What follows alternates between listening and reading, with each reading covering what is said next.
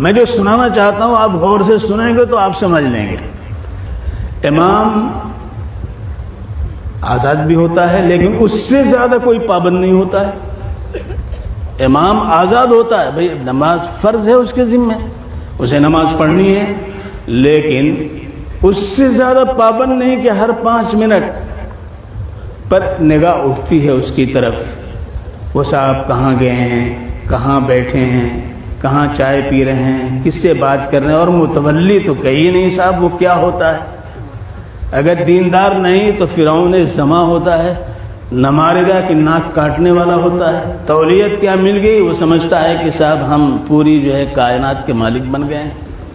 وہ بیچارہ امام جو نماز پڑھانے کے لیے ہے، اس کا حال یہ کہ 1 سیکنڈ 1 منٹ تاخیر ہو جائے تو گردن پکڑ کے اس کو جو ہے داخل کر دیا جاتا ہے، پہنچا دیا جاتا ہے۔ چونکہ میں نے بھی امامت کی ہے اس لیے جو بات کہہ رہا ہوں تجربے سے کہہ رہا ہوں۔ ایک مسجد کا میں امام تھا، اس مسجد میں نے جوڑ رکھ لیا، پہلی دفعہ جوڑ ہوا، شہر لکھنؤ کی بات ہم کر رہے ہیں، تو وہاں پہ تبلیغی جماعت کے لوگ آئے، تقریر چل رہی تھی، تو میں نے یہ سوچا کہ عشاء کی نماز وقت پر اذان دے دی جائے اور جماعت تاخیر سے کر لی جائے گی۔ اذان ہو گئی،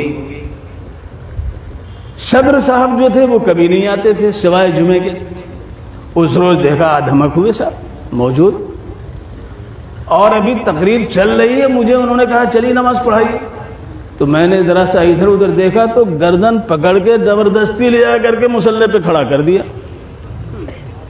ارے اب میں نے کیا کرتا، بھائی صدر صاحب ہیں، نماز شروع کر دی، تو میں نے بھی ایک لمبی سورت شروع کی، اتنی لمبی پڑھی کہ سارے لوگوں کی نماز مل گئی، سب کی رکعتیں پوری ہو گئی اور تقریر بھی مکمل ہو گئی۔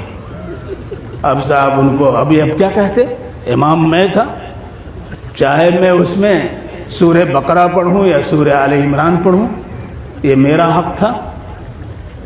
لوگ گھبرائیں تو گھبرائیں، لیکن لوگ اندر سے خوش تھے، کوئی بھی ناراض نہیں ہوا طویل قرات پہ، اس لیے کہ سب کو رکعت مل گئی۔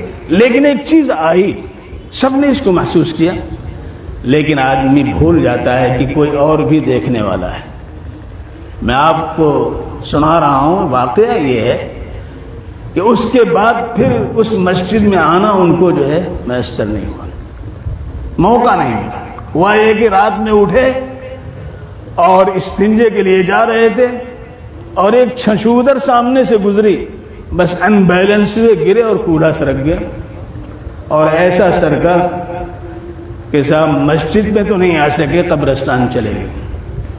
میں جب گیا ان سے ملنے تو رو رہے، رو کے کہہ رہے کہ مولانا معاف کر دیجیے۔